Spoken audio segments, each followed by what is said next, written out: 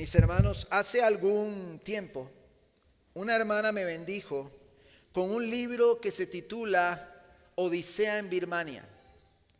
Una historia de un hombre llamado Adoniram Hudson, nacido en 1788 y partió con el Señor en 1850. Un estadounidense de Massachusetts. Él fue un misionero en el sudeste asiático, en Birmania, lo que hoy se conoce como Myanmar, que lo vemos mucho en los países que están afectados por la persecución. Mis hermanos, desde 1989, Birmania es conocida de esta manera, como Myanmar. En aquellos años, cuando aún era conocida como Birmania esta zona, en primera instancia a este joven creyente le ofrecieron un rol en el ministerio pastoral en Estados Unidos, en Plymouth, Massachusetts. Era muy atractivo para él. Imagínese un joven creyente que tenía un don de Dios específico para enseñar la palabra, para predicar. La familia se alegró de su conversión, pero también se alegraba porque le salía una oportunidad cerca de ellos para ejercer el ministerio pastoral. Entonces la familia dice, bueno, va a estar cerca, es un ministerio pastoral estable, tenía prestigio dentro de las congregaciones amigas, congregacionalistas. Sin embargo, a pesar de que la familia deseaba que él tomara esa labor ministerial en Massachusetts, a pesar de que los padres creían que era lo mejor para él porque lo iban a tener cerca, él estaba convencido a sus 25 años de que el Señor lo estaba llamando a la labor misionera en el sudeste asiático. Mis hermanos, yo les recomiendo leer ese libro. Su historia, como toda historia de los misioneros, comienza viéndose emocionante y esperanzadora. Sin embargo, en la lectura, cuando, hermanos, usted comienza a avanzar en la historia, todo pareciese que se va poniendo cada vez peor. Parecía que él daba un paso hacia adelante y se veía como algo bueno, pero inmediatamente daba ese paso hacia adelante, daba 3 hacia atrás. Consumido por el contexto en el que estaba y muchas situaciones adversas, muchos en su momento pensaban que su misión había fracasado. En su labor misionera fue torturado y prisionero por casi 2 años. En el camino de su labor perdió a varios hijos. También murió su primera esposa llamada Ann. Cuando consigue a su segunda esposa llamada Sara, su segunda esposa también muere. Cuando su segunda esposa muere, teniendo a Adoniram 57 años, hermanos, la narración se oscurece. A los que les gusta la lectura me van a entender esto bien. La narración se oscurece y hay una tristeza profunda que alcanza al lector. El escenario que está enfrentando este hombre a sus 57 años, hermanos, es triste y desesperanzador. Es duro. Pero en ese momento, en el momento más oscuro de la lectura, la narración de Adoniram, la narración de su historia, dicta unas palabras que él da en este momento oscuro y doloroso.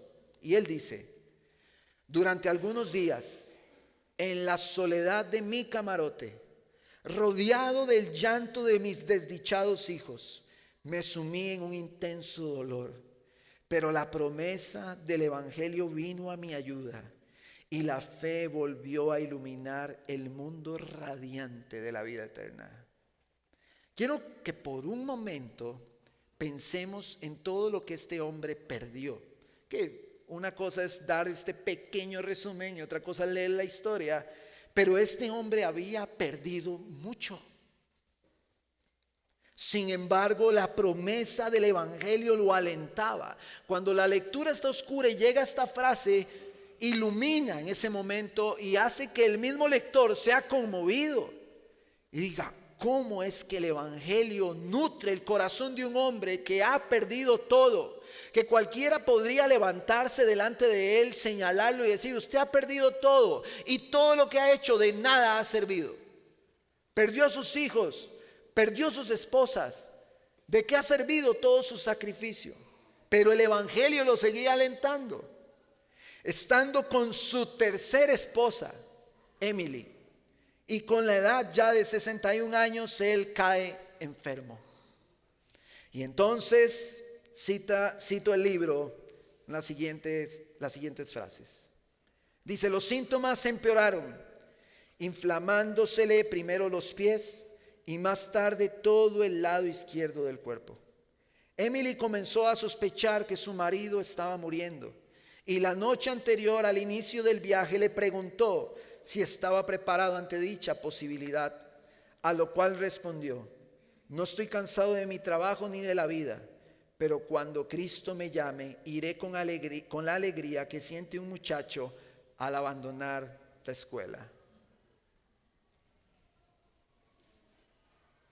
Durante todo ese tiempo, mientras buscó predicar a todo el que pudo, Adoniram trabajó en la traducción bíblica. El libro concluye diciendo: la traducción de la Biblia en la que tanto empeño puso Adoniram Hudson hasta terminarla, continúa siendo en la actualidad la única traducción birmana disponible. Adoniram perdió todo, mientras que a su vez ganó a muchos miles para Cristo. ¿Qué puede haber en el corazón de un hombre para volver a perder y continuar entendiendo que el Señor lo llamó para el rescate de muchos? Su trabajo hasta el día de hoy sigue siendo el instrumento que Dios ha usado para salvar almas. En la tierra perdió todo.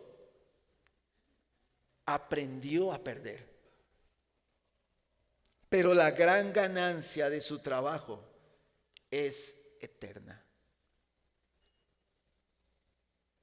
La vida del cristiano está marcada por una constante renuncia, un sentido de pérdida. A lo largo de la historia, muchos cristianos han comprendido una realidad, mis hermanos, profunda del evangelio. La verdadera libertad cristiana no consiste en buscar defender o buscar vivir conforme a todos mis derechos, sino en entregarlos por una causa mayor. No todos son llamados a una labor como la de Adoniram. No todos son llamados a una labor como la del apóstol Pablo. Sin embargo, todos los creyentes experimentan este sentido de pérdida. La vida cristiana no es una vida centrada en comodidades. No es una vida centrada en lujos, no es una vida centrada en placeres desmedidos. Y aunque podemos disfrutar de muchas cosas buenas que Dios nos da, el creyente constantemente se está enfrentando a un sentido de pérdida. El creyente está perdiendo todo el tiempo por otros. Hablaba con con una hermana y la hermana me hacía una pregunta y yo le hablaba de mis hijos, de todo el trabajo con ellos y con el trabajo mío en la oficina y la labor ministerial y el matrimonio y la casa. Y es una frase muy recurrente que yo escucho por la labor bivocacional. La frase que usted mismo me ha dicho muchas veces: pastor, ¿cómo hace usted?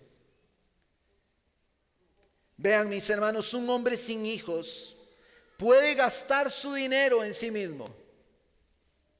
Un hombre sin hijos, y hablo desde la perspectiva de padre para los que somos padres, un hombre sin hijos puede invertir su tiempo en sí mismo. Un hombre sin hijos puede descansar cuando quiera. Cuando mis hijos estaban pequeños o no tenía hijos, los que han tenido buena comunión conmigo saben que entrenaba más, saben que leía muchos libros, lo cual ya no puedo hacer, pero leía muchos libros, tenía muchas lecturas, tenía tiempos más prolongados con la palabra de Dios. Pero cuando los hijos llegan, hay un costo de discipulado alto. Es alto. Mi esposa es mi mejor testigo. Yo me he sentado en la mesa, me he agarrado la cabeza, he respirado profundo y le he dicho: esto es duro. Porque no es solamente instruir a los hijos, como dice Deuteronomio 6, eso se lleva a cabo y no es solamente eso, sino que estamos enfrentando el pensamiento pagano de este mundo al cual ellos se ven expuestos todos los días. Un padre, una madre que está discipulando a sus hijos debe estar exhausto, acabado, desgastado. ¿Por qué? Yo ya no puedo leer los libros que leía antes porque atiendo a mis hijos. Ya no puedo hacer todo el ejercicio que hacía porque atiendo a mis hijos. Ya no puedo tener devocionales tan extensos porque atiendo a mis hijos. Y estamos predicándoles constantemente el evangelio de Jesucristo. Hay un sentido de pérdida, y puse la paternidad como un ejemplo de entre muchos. Hay un sentido de pérdida, padre, y le hablo a los padres. Usted tiene, padre, que estar acabado, fulminado y fundido por el discipulado que está llevando con sus hijos. Y si usted no se encuentra en esa condición, ante un mundo que está de cabeza, usted debe examinar cómo está formando usted a sus hijos. Hoy en la mañana temprano, mi hijo mayor no pudo estar acá con nosotros, íbamos camino en el carro, un lugar largo, y yo le iba compartiendo todo el sermón. Y me empezó a comentar los pensamientos que tienen sus compañeros cuando se les comparte el evangelio. Y a mí no tengo pelo, pero se me paró el poquito que tengo. Es increíble, porque no solamente es prepararlos con la verdad de Dios, sino que con esa misma verdad ellos tienen que tener la capacidad de derribar todo argumento que se opone al conocimiento de Dios. Hermanos, esto es una tarea intensa de todos los días, cuando te levantas, cuando te acuestas, cuando vas a la casa, cuando andes por el camino. Este texto es una realidad, este texto de Deuteronomio 6. Es todo el tiempo. Y de hecho, los que somos padres hasta tenemos que cuidar de que nuestro matrimonio no se vea expuesto, porque tiende a verse expuesto también. Cuando estamos luchando contra toda esta artimaña del enemigo. Ahora, mis hermanos, si la vida del cristiano está marcada por un sentido de pérdida, ok, todo cristiano está marcado por un sentido de pérdida. ¿Cómo soy yo un reflejo de eso? ¿Cómo soy yo un reflejo de esa realidad? Quiero que mediten esa pregunta mientras avanzamos. La iglesia de Corintio tenía una serie de problemas. Vimos la división, bandos que se estaban formando. jactancia, se creían muy espirituales, se creían muy superiores a los demás. Había una inmoralidad, había incesto en medio de la iglesia, un pecado escandaloso. Pablo aborda todos estos temas. Estaban llevando sus problemas internos ante los tribunales civiles y siendo un espectáculo en todo Corinto. Pablo les exhorta por esto. Les recuerda también que huyan de la fornicación debido a al desenfreno sexual que había en Corinto. Y les dice: el cuerpo físico, este cuerpo no es de ustedes, este cuerpo es del Señor. Entonces honren al Señor con su cuerpo físico. Le hacen a Pablo unas consultas también sobre el matrimonio, sobre la soltería, por un aparente deseo de censurar la sexualidad en el matrimonio. Pablo también abordó eso. Después de esto, Pablo habló de lo sacrificado a los ídolos. ¿Recuerdan eso? Habían cultos paganos, había una carne que se servían, amigos, familiares que no eran creyentes servían de esa carne, los cristianos llegaban a comer. Entonces se levantan las preguntas: ¿puede el cristiano comer o no puede comer? Esa es la pregunta que sale. Pablo aborda eso según vimos en el sermón anterior, que es importante que usted lo repase.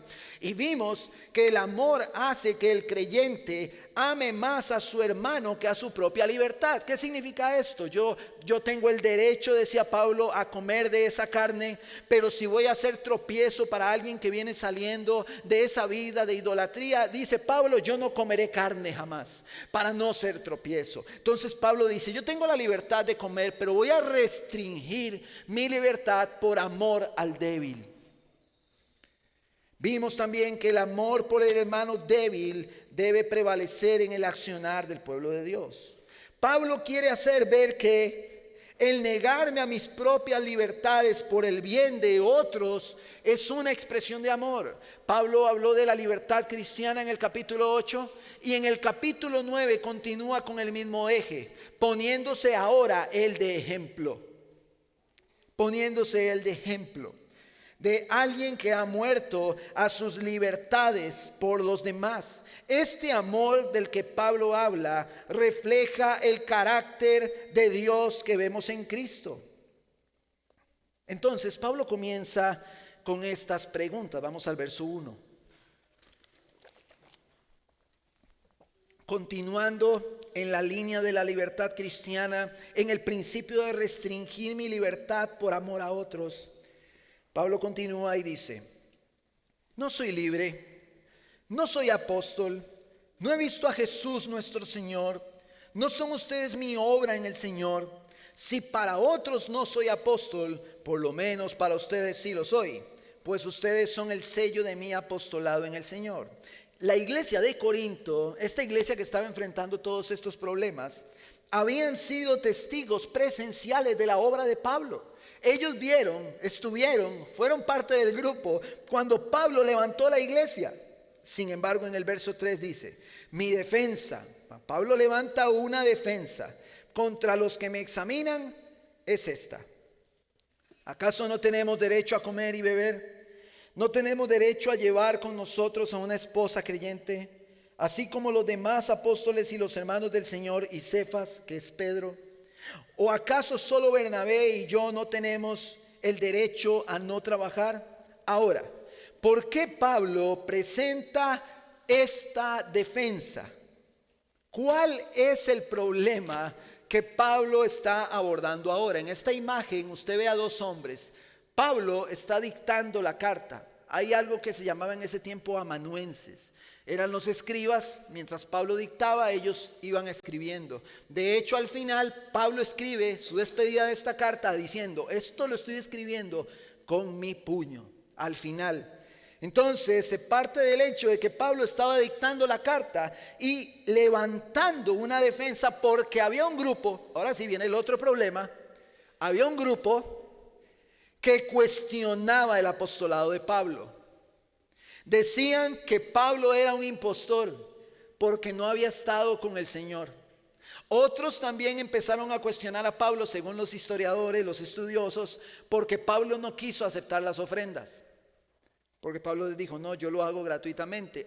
Algunos de Corinto específicamente pudieron haberse comportado de esa forma. aunque después Pablo aceptó ofrendas de hermanos de Filipos y otros lugares. Lo que quiero decir con esto es que algunos estudiosos consideran, porque no hay precisión ni de quiénes ni cuál era la crítica específica para con el apóstol Pablo, pero estaban criticándolo, diciendo probablemente que era un impostor. Y algunos historiadores sí dicen esto, que como él no había estado con el Señor, decían no, él es falso. Y muy probablemente querían decir, él lo que quiere es sacarle provecho a la iglesia.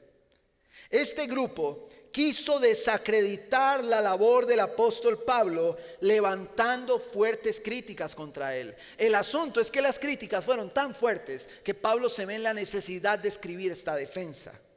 Ahora, ¿qué tipo de hombres estaban criticando a Pablo? Segunda de Corintios, no lo busque, yo se lo leo. 10:10 nos da un destello, una luz. Dice, porque ellos dicen, sus cartas son severas, hablando de Pablo, son severas y duras, pero la presencia física es poco impresionante y la manera de hablar despreciable. Ustedes han visto cuando una persona describe a otra y dice, es que usted no ha visto fulanito o fulanita, cuando llegan tienen presencia. Los corintios eran sumamente superficiales, amantes de la retórica, amantes de la poesía, amantes de la filosofía y sumamente superficiales. Y probablemente Pablo físicamente era un fifirichillo. Probablemente. No tenía Pablo físicamente presencia, no como esos falsos apóstoles del día de hoy. Tienen presencia, tienen un verbo y tienen un montón de cosas. Y vea lo que pasa y por qué menciona a esos falsos apóstoles. Vea lo que continúa diciendo respecto a estos hombres. Esto tenga en cuenta tal persona, que lo que somos en palabra por carta, estando ausentes, lo somos también en hechos, estando presentes. Porque no nos atrevemos a contarnos ni a compararnos con algunos que se alaban a sí mismos. O sea, había un grupo que se estaba levantando y se estaban exaltando ellos mismos, diciendo nosotros sí. Pablo no, Pablo muy bravito ahí escribiendo, pero cuando viene no lo ve. No, Pablo no, nosotros sí. Ellos se alababan, se reconocían, querían un lugar. Había un grupo de estos hombres, dice, pero ellos midiéndose a sí mismos y comparándose consigo mismos carecen de entendimiento. En su libertad cristiana, y aquí vamos a ir entrando un poquito en esto, Pablo tenía derecho a comer y a beber. Pablo tenía derecho a llevar esposa. Él construía tiendas, pero tenía derecho a dejar ese trabajo para dedicarse a la predicación y que la iglesia lo sostuviera. Vamos a ver, Pablo hacía tiendas, pero si él quería, con todo su derecho, él decía, yo voy a dejar de hacer tiendas para que la iglesia me sostenga. Pero Pablo no usó ese derecho. Pablo no lo usó. Verso 7. ¿Quién ha servido alguna vez como soldado a sus propias expensas? ¿Quién planta una viña y no come de su fruto? ¿O quién cuida un rebaño y no bebe de la leche del rebaño? Ahora Pablo comienza a argumentar y a sentar las bases de un principio importante. Presenta 3 ejemplos. Un soldado a quien se le dan los suministros para ir a la batalla, a un agricultor que puede tomar del fruto de lo que siembra y a un pastor que puede beber la leche de su rebaño. Cada trabajo, cada uno de estos, produce un fruto del cual aquel que trabajó tiene derecho a utilizarlo para su propio provecho. Verso 8, y Pablo continúa.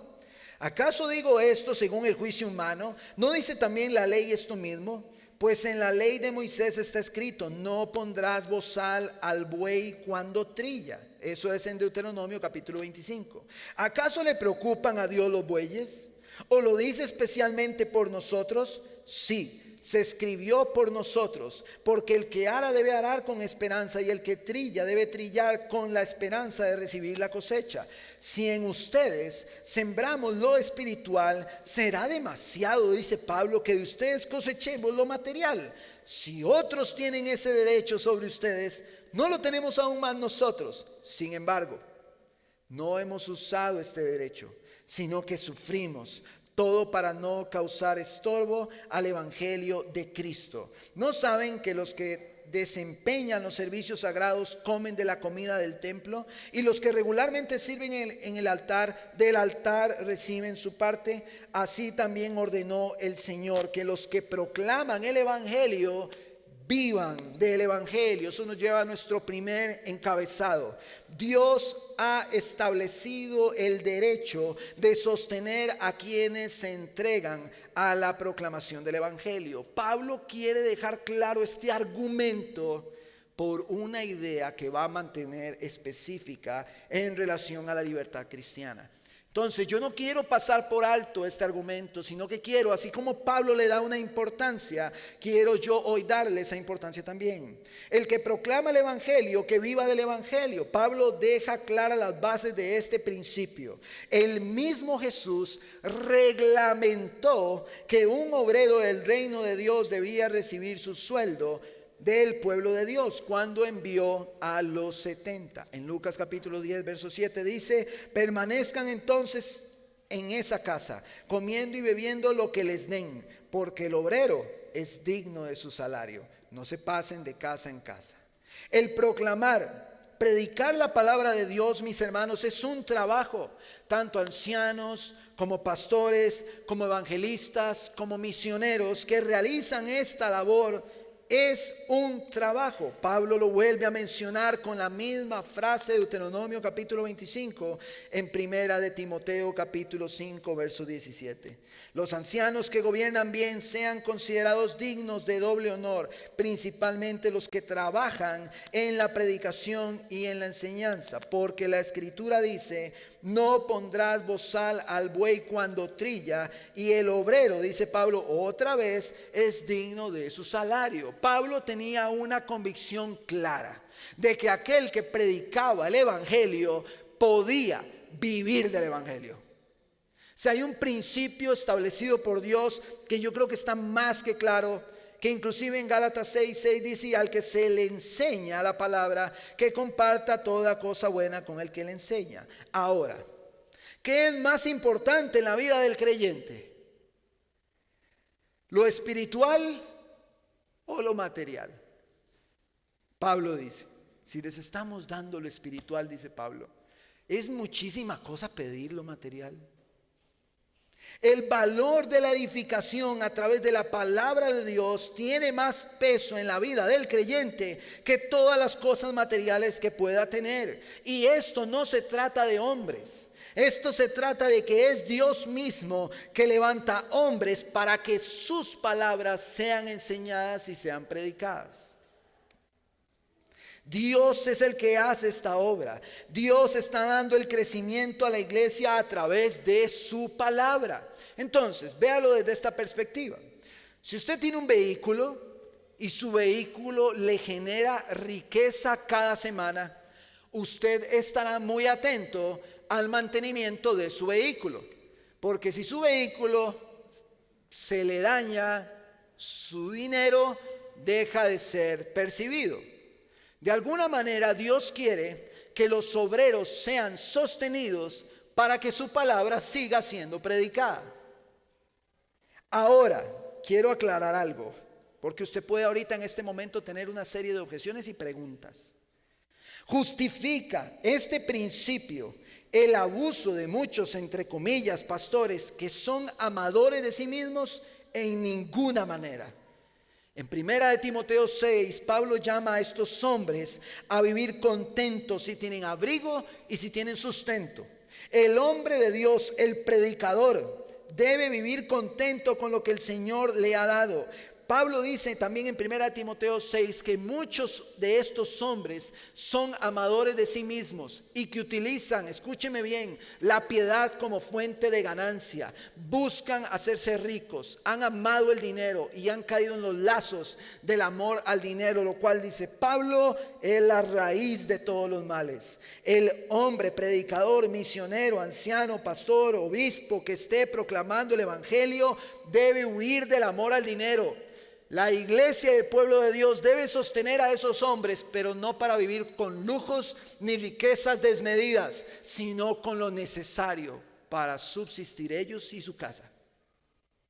Entonces no hay una justificación. Pablo no se contradice. Una cosa es un pastor o anciano sostenido, y otra son esos hombres que usan la fe para hacerse ricos, amando más el dinero que al Señor y su pueblo.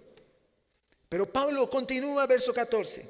Así también ordenó el Señor que los que proclaman el evangelio vivan del evangelio. Pablo deja una base muy clara. Esto es, dice Pablo, de lo que yo puedo en mi libertad cristiana disfrutar. Yo puedo disfrutar del salario, del sostenimiento de todos. Pero el verso 15 dice: pero yo de nada de esto me he aprovechado. Y no escribo esto para que así se haga conmigo, porque mejor me fuera a morir que permitir que alguien me prive de esta gloria. Ahora está diciendo Pablo que todos los hombres, predicadores, misioneros, pastores deben hacer esto. No está diciendo Pablo eso. Pablo está diciendo: el obrero es digno de su salario, pero yo en mi libertad cristiana he decidido no hacerlo, no utilizar eso. Y muchos hombres en la historia han tomado la misma decisión del apóstol Pablo.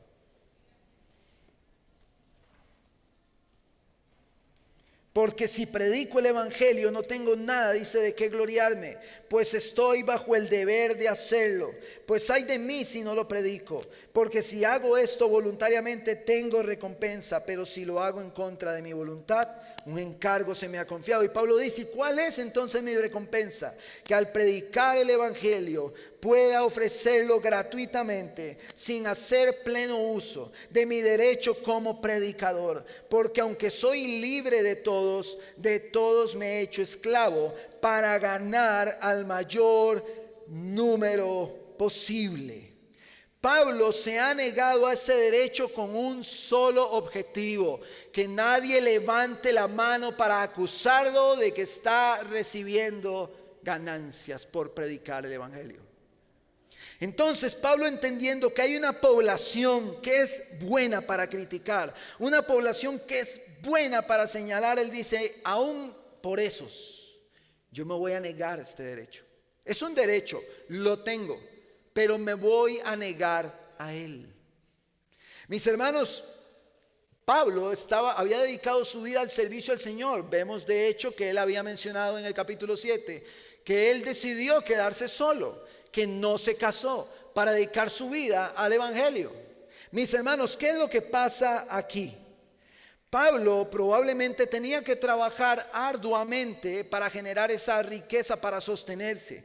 Él hubiera podido decir: vean, esto es muy cansado, estar haciendo estas tiendas es agotador, es desgastante, yo voy a dejar este trabajo, tengo que dedicarme al evangelio, tengo que predicarlo. Pero él se negó a ese derecho. Un hombre que fue perseguido, un hombre que fue azotado, un hombre que fue encarcelado, un hombre que fue golpeado, no desistió ni tan siquiera de su trabajo. Probablemente Pablo hubiera sido reclamado por alguna iglesia que eventualmente lo hubiera sostenido. Por eso es que él dice: soy libre de todos. Ningún predicador, ningún misionero es siervo de la iglesia. No, ellos sirven a la iglesia, pero son siervos del Señor. Pablo dice: ustedes no son dueños de mí. Ninguno. Yo soy libre. Ustedes no son mis dueños. Eso es lo que Pablo dice. Pero yo me he hecho esclavo de todos para ganar al mayor número posible. ¿Qué significa esto de ser esclavo? Ya lo vamos a ver. Nos lleva a nuestro segundo punto.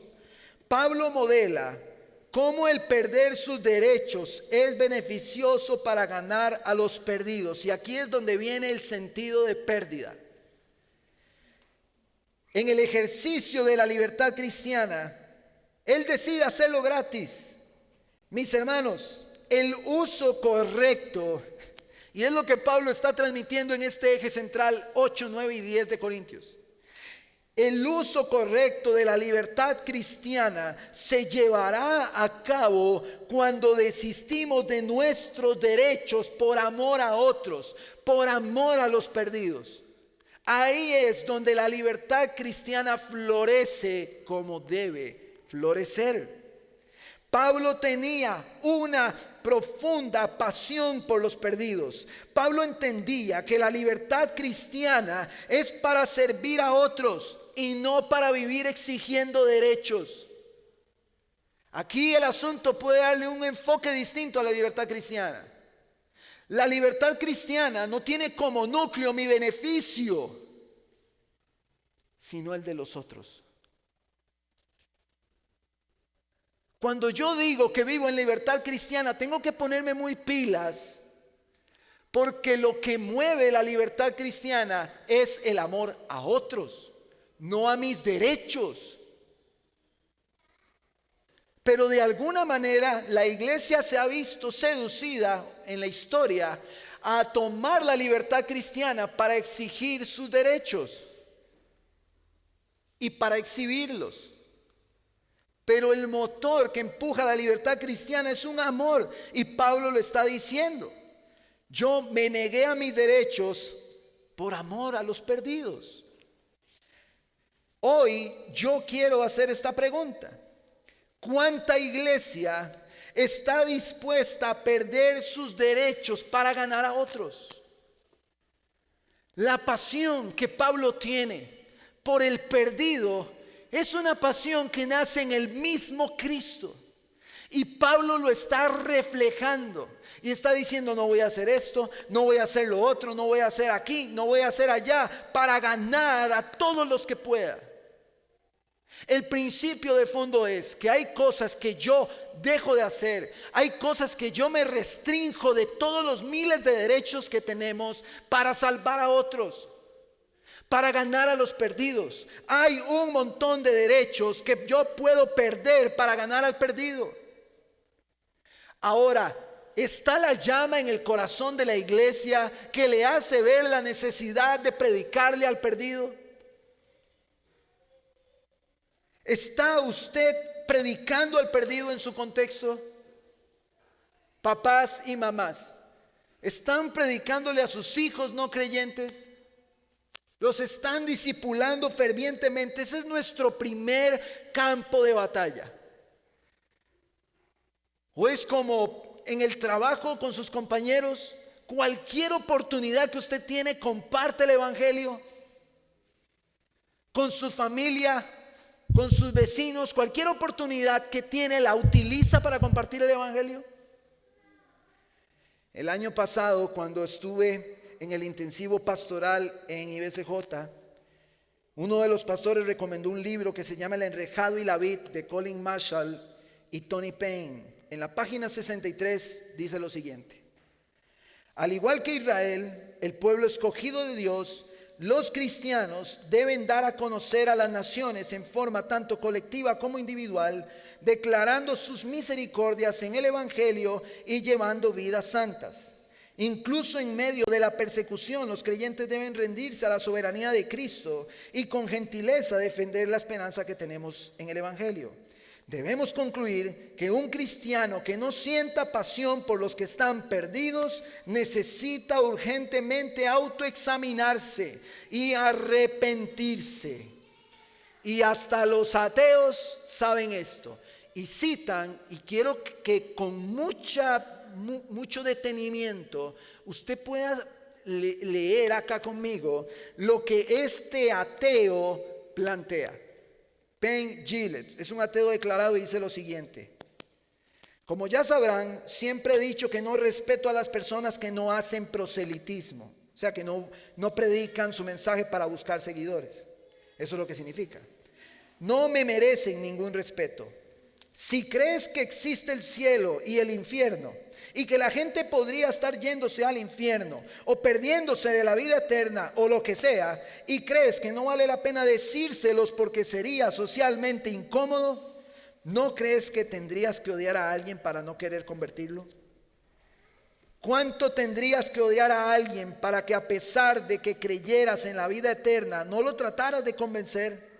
O sea, si yo creyera sin ninguna sombra de dudas que un camión viene hacia ti y tú no lo creyeras, y ese camión está a punto de atropellarte, en algún momento te empujaría para que lo evitaras. Y la salvación es todavía más importante. Eso piensa un ateo. El ateo entiende que si una persona cree que hay una vida eterna, el ateo dice, bueno, si esa persona lo cree realmente, entonces ¿por qué odia tanto a los demás como para no tratar de convencerlos con la predicación? ¿Qué significa esto? La predicación al perdido es una muestra de amor. Es una expresión de amor. Y la iglesia sí será perseguida, sí será abatida, pero en el corazón del creyente debe haber una llama que le anime a predicarle a todo aquel que está perdido.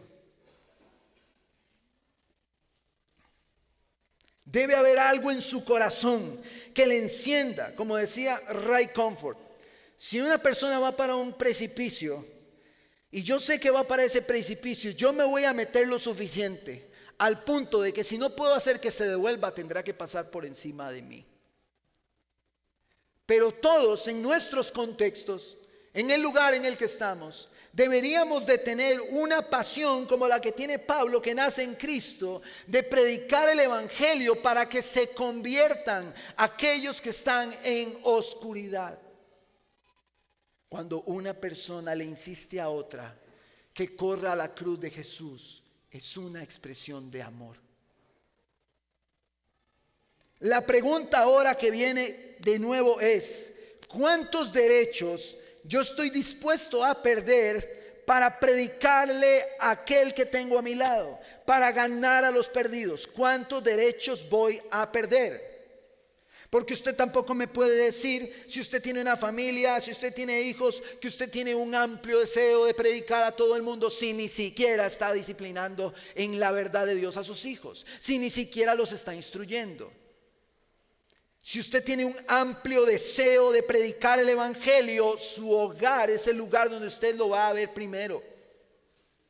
Una vez que sus hijos son enseñados, sus hijos son instruidos en ese caminar, usted le predicará a todos aquellos que tiene cerca. Pero esto no se trata de que sea socialmente incómodo.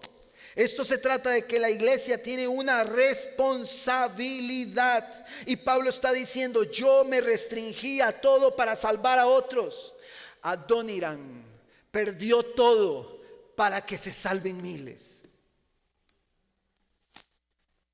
Hombres han perdido todo según el llamado que Dios les ha hecho para que se salven miles, para que se salven nuevas generaciones, para impactar a la niñez, para impactar a los jóvenes con el evangelio, para que sean salvos. Pablo perdió todos los derechos. Adoniram, que lo mencioné, perdió todo. Versículo 20, y Pablo continúa. A los judíos me hice como judío. Vean la cantidad de veces que viene esta frase acá. Para poder ganar, número 1, a los judíos. A los que están bajo la ley como bajo la ley, aunque yo no estoy bajo la ley, para poder ganar a los que están bajo la ley. A los que están sin ley como sin ley, aunque no estoy sin la ley de Dios, sino bajo la ley de Cristo, para poder ganar a los que están sin ley.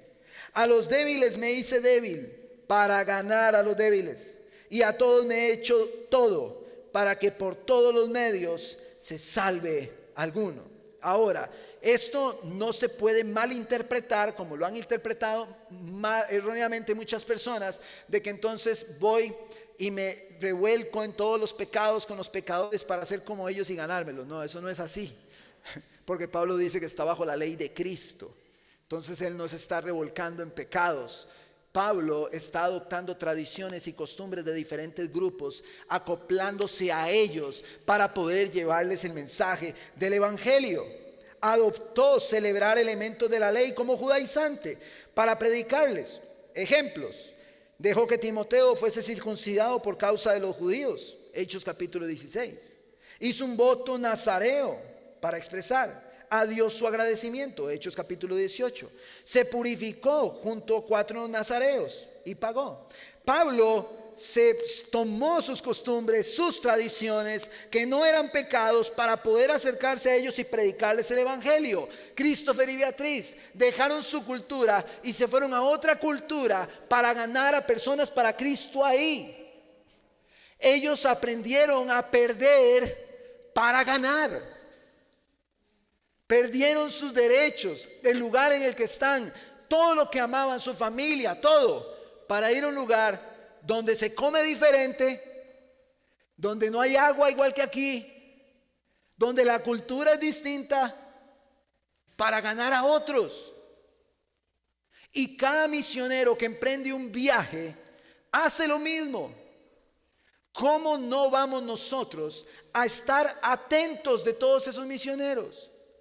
A hacer algo por esas personas que son llamadas a esta labor. Cuando una persona hace un acogimiento temporal, pierde sus derechos por eso.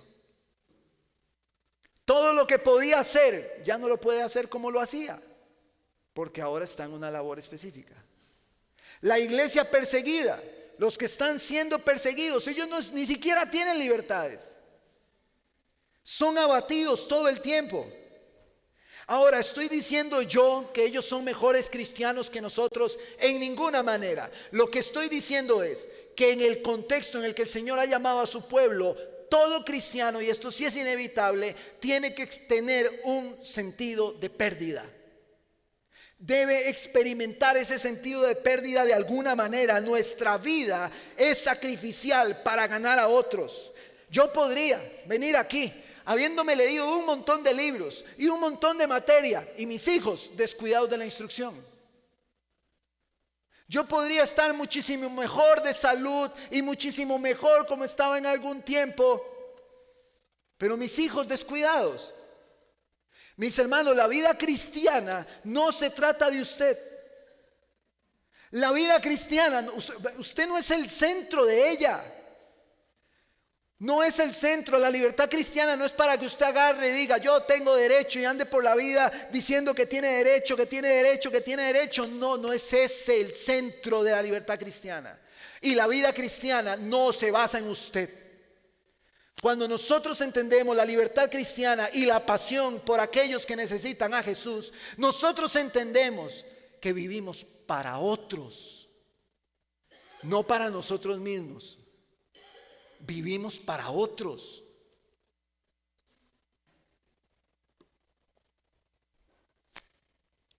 Pastor, yo deseara predicar el evangelio. Bueno, pues ¿qué está esperando? ¿Qué espera? El campo es enorme. Hágalo. Predica a Cristo. Yo deseara empezar a hablarle a mi familia. Háblele a su familia. Yo deseara ir a hablarle a ese grupo. Vaya y háblele a esas personas. Donde el Señor lo llame, hágalo. Donde el Señor mueva su corazón, predique el evangelio, que arda el evangelio por aquellos que se están perdiendo. Nosotros no podemos decir que amamos al prójimo si nos preocupa muy poco su estado espiritual. Yo no puedo decir, escúcheme hermano, yo no puedo decir que yo amo a mis hijos si ellos no son cristianos y yo no les predico el evangelio y yo no los instruyo. Y hermanos, escúcheme bien, y si yo no me mato la vida para que ellos comprendan las palabras de Dios, yo no puedo decir que los amo, porque no es cierto. Yo tengo 3 hijos y si amo a mis hijos, yo les predico el evangelio de Jesucristo porque deseo que se salven. Yo deseo que se salven y sé que no depende de mi rendimiento, que no depende de mi predicación, que no depende de lo que yo haga, depende del Señor, no de mí. Pero si algún día, y se lo decía yo, no me acuerdo a quién esta semana, si algún día mis hijos toman otro camino y toman otra decisión, no será porque yo no hice lo que tenía que hacer. Yo cumplí con todo lo que tenía que hacer, diligentemente. De la misma manera, usted no puede decir que ama a su prójimo si usted lo ve camino al infierno, tiene la oportunidad de hablarle y no lo hace. Usted no puede decir que lo ama, porque no lo ama. Si usted tiene a su prójimo aquí o a sus prójimos y usted ve que van camino al infierno, la expresión de amor es: todos mis derechos y lo mío se acaba, se muere, voy a predicarles a Cristo hasta el cansancio, llevarlos a la cruz de Cristo, Hermanos, meter la cruz de Cristo en sus mentes, el mensaje del evangelio en sus conciencias, Cristo crucificado en su mente, que ellos puedan entender que el evangelio nos dice que Cristo Jesús murió en la cruz para salvar a los pecadores, que somos todos nosotros. Pero mis hermanos, nosotros tenemos que ser una expresión de ese amor. Pablo dice, verso 23, y todo lo hago por el evangelio, para ser partícipe de él. ¿Cómo era partícipe Pablo de esto? Para Pablo había un enorme gozo cuando alguien se arrepentía. ¿Por qué? Porque dice la Biblia que en el cielo hay fiesta cuando un pecador se arrepiente. Pablo entendía esa realidad y dice, yo soy parte de ese gozo. Se salvó fulano, se salvó fulana, y yo me gozo, yo soy parte de ese gozo, de esa fiesta. Y me siento agradecido por hacerlo gratuitamente, decía Pablo. Todos mis derechos se mueren, los aplasto para que se salven otros. El principio de fondo es, no le estoy diciendo que usted tiene que ir y vivir como Pablo o como Adoniram. El principio es, muera para que otros se salven. Muera para que sus hijos se salven. Muera, acabe con sus derechos. Muera para que sus padres se salven. Acabe con sus derechos. Es que hoy yo tenía pensado ir al cine ahora, pero su mamá está ahí dispuesta para escuchar el evangelio. Dios le está inquietando en su corazón que vaya y lo haga. Agarre el cine y tíralo por la ventana y vaya y predíquele a su mamá. Cada oportunidad hay que aprovecharla. Y si Dios nos está llamando a predicar el evangelio, hagámoslo. Pero nos lerdeamos porque tenemos mucho que hacer. Porque tenemos tantas tareas. Porque tenemos tantos compromisos. Porque tengo tantas series que ver. Hermano, ¿qué pensaría? ¿Cómo vería el apóstol Pablo que Pablo nos toque la puerta y nos diga, vamos a predicar el evangelio? No, es que tengo que ver una serie hoy, dejé el capítulo guindando ayer. Hermano, escúcheme bien esto. La iglesia que no está muriendo hoy a sus libertades por otros, es una iglesia que debería estar avergonzada, que debería tener vergüenza. Una iglesia que no le importan los que tiene a la par. Una iglesia que no le importa el perdido. Una iglesia que piensa que es el centro de todo. Ni usted ni yo somos el centro de nada. Nada. Si hay algo que podemos aportar en una verdadera libertad cristiana, es perder nuestros derechos por amor a otros. Pablo dice, verso 24, ¿no saben que los que corren en el estadio todos en verdad corren, pero solo uno obtiene el premio? Corran de tal modo que ganen. Y todo el que compite en los juegos se abstiene de todo. Ellos lo hacen para recibir una corona corruptible, pero nosotros una incorruptible. Por tanto, de esta manera corro, no como sin tener meta. De esta manera peleo, no como dando golpes al aire, sino que golpeo mi cuerpo y lo hago mi esclavo. No sea que habiendo predicado a otros, yo sea descalificado. Continuando con la ilustración del competidor.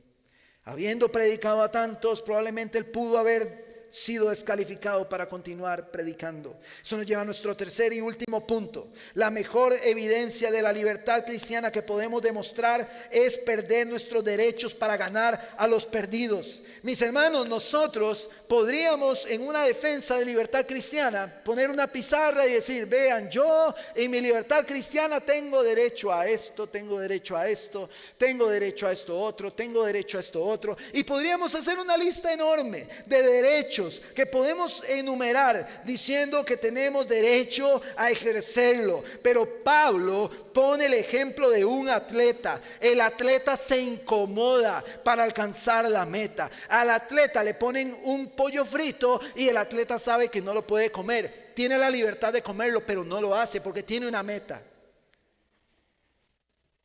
¿Acaso, mis hermanos, es más valiosa nuestra comodidad que el ganar a otros para Cristo?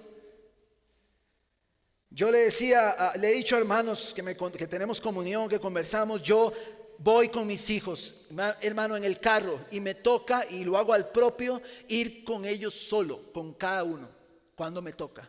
Y en el camino, cuando vamos, cuando venimos, reflexionamos, yo les hablo la palabra, cada momento lo aprovecho. Mis compañeros de trabajo saben que si agarran la silla que está a mi lado y se sientan a la par mía, ellos saben que de ahí no se van a mover si yo no les predico el evangelio. Ellos lo saben, y yo sé que muchos de ustedes hacen esto también, y deben seguirlo haciendo. Seguir predicando a Cristo. Y si usted no está predicando a Cristo, entonces usted tiene que autoexaminarse. Porque no es más importante nuestra comodidad que la salvación de otros, incluyendo sus hijos, sus padres, sus familiares. Es por esto que el fuerte debe proteger al hermano débil en la libertad cristiana. La motivación de ello es la salvación. Todos conocemos a Cristiano Ronaldo. Todos saben quién es Cristiano Ronaldo. Hasta a mí, que no me gusta el fútbol, sé quién es. Cristiano Ronaldo no llegó a la élite solo por talento. Si usted piensa que fue solo por talento, está engañado. Muchos entrenadores y compañeros dicen que su diferencia principal es la disciplina extrema. Incluso ya era una estrella mundial y seguía viviendo como si todavía estuviera tratando de llegar a ese puesto. Hay 5 puntos que acompañaban a Cristiano Ronaldo en todo su proceso. 1, la disciplina diaria. Entrena más que sus compañeros, incluso después de los entrenamientos oficiales. O sea, él no se conformaba a lo que tenía que hacer, hacía más. Tenía dominio propio, cuidaba rigurosamente o cuida su alimentación, su descanso y hábitos para mantener su cuerpo al máximo nivel. Mientras sus compañeros se iban de fiesta, él descansaba y cuidaba su cuerpo. 3, renuncia a comodidades. Mientras que otros disfrutan excesos, fiestas, él priorizaba en el entrenamiento y en la preparación. Se enfocaba en la meta. Toda su vida giraba alrededor de un objetivo: rendir el más alto nivel. Perseveraba constantemente, incluso con fama, dinero, títulos. Seguía entrenando como si no los tuviera.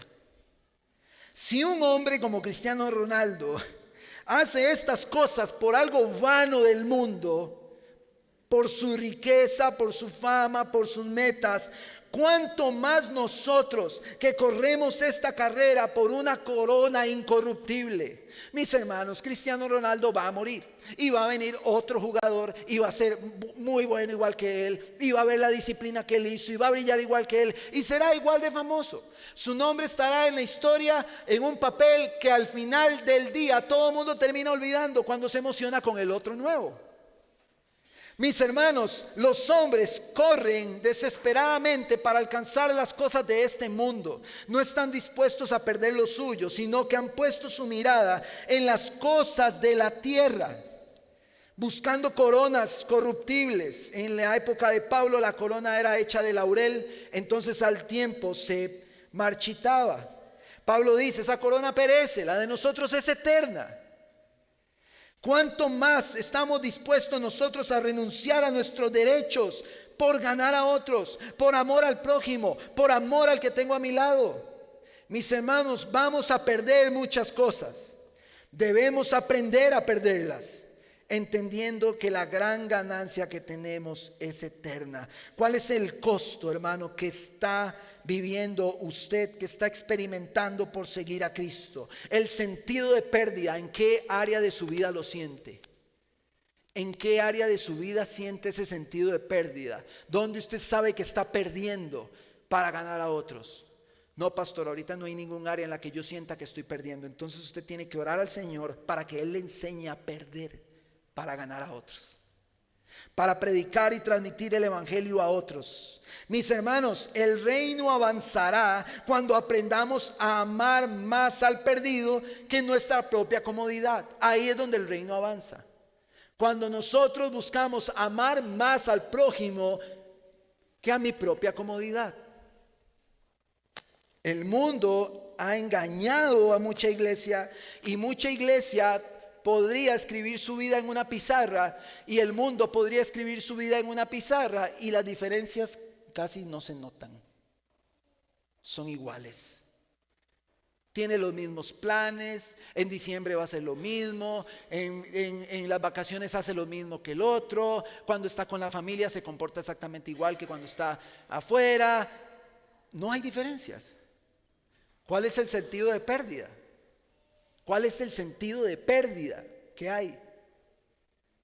¿Qué es lo que a nosotros nos está afectando? Que podemos decir, Señor, yo estoy entregando este derecho que tengo. Yo tengo derecho a hacer con mi vida, con mi tiempo, con mi dinero, lo que yo quiera. Pero en el sentido de pérdida, Señor, yo estoy entregando esto. Ya no lo estoy haciendo. Lo estoy entregando por el bien de otros.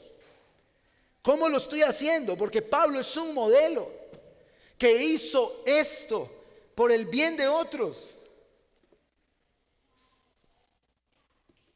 Solo el Evangelio puede producir esto en nosotros. Todo esto, mis hermanos, lo vemos en la figura de Cristo. Filipenses 2.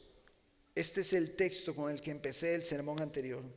No hagan nada por egoísmo, por vanagloria, sino que con actitud humilde, cada uno de ustedes considere al otro más importante que a sí mismo, no buscando cada uno sus propios intereses, sino más bien el de los demás. Haya pues en ustedes esta actitud que hubo también en Cristo Jesús, el cual, aunque existía en forma de Dios, no consideró el ser igual a Dios como algo a que aferrarse, sino que ¿qué hizo? Se despojó. Se despojó. Adoniram se despojó. Pablo se despojó. Cristo se despojó. Le pregunto, ¿de qué se despojó usted? ¿De qué se está despojando? Pensando en los intereses de otros antes que el suyo. Haciéndose semejante a los hombres y hallándose en forma de hombre, se humilló él mismo y haciéndose obediente hasta la muerte y muerte de cruz. Cristo no solo es nuestro modelo, es nuestro Señor. Y Él dijo, cualquiera que quiera venir detrás mío, tome su cruz, tómela y sígame. ¿Cómo podemos ver esa cruz en nuestras vidas? Porque pudiese ser que lo que para usted es una carga enorme y desgastante es el despojo que usted lleva para seguir a Cristo. ¿Cuál es esa cruz? Y el Señor lo hizo porque nos amó para salvarnos, para que todo el que viene detrás de Él como discípulo haga lo mismo que Él hizo. Este mensaje nos agarra en la zona de confort de nuestra comodidad y nos saca de esa silla. Y Pablo dice, usted está muy cómodo, pero yo, dice Pablo, decidí dejar todo eso, aunque tenía la libertad de usarlo, para ganar a otros. De eso se trata la libertad cristiana. No se centra en usted, se centra en otros. ¿Cómo está su vida delante de un Dios que le ha demandado tomar la cruz y seguirlo? ¿De qué se ha despojado? ¿Cómo se ve el Evangelio y este sentido de pérdida en usted? Cristo hace esto posible en su iglesia. Cristo lo hace posible en nosotros. Así que hoy, como les digo siempre, yo no quiero que usted se sienta hoy culpable y se vaya como culpable. Yo creo que lo que decía el libro, El enrejado y la vida, es cierto. Si en nosotros no arde una pasión por predicarle al perdido, debemos autoexaminarnos y arrepentirnos, porque nos hemos vuelto el centro de todo. Iglesia, conmigo, abra los ojos. No se trata de nosotros, se trata de los otros. Así que yo quiero hoy animarle a que reflexione conmigo. Y si tenemos hoy que decirle, Señor, perdóname, porque mis ojos solo para adentro están, se lo digamos. Arrepintámonos, por pensar solo en nosotros. Y que nuestra vida marque una diferencia por la gracia de Dios en medio de un mundo caído. Mis hermanos, nuestra vida en la tierra tendrá sentido cuando esté enfocada en servir a los demás.